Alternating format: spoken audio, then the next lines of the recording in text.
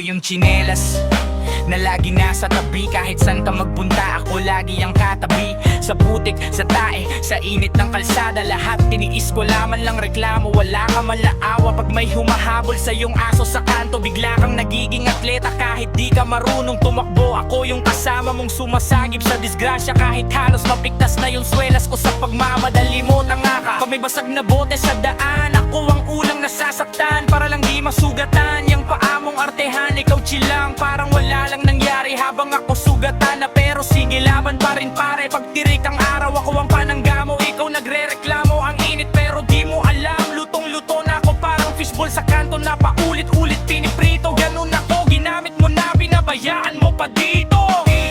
Ako yung tsinelas mong laging nandyan, kahit kailan di kita iniwan. Pero ako na ang pudpod at sira.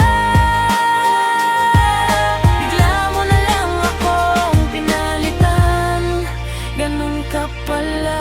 Daladala mo nung pinanghampas mo ko sa ipis.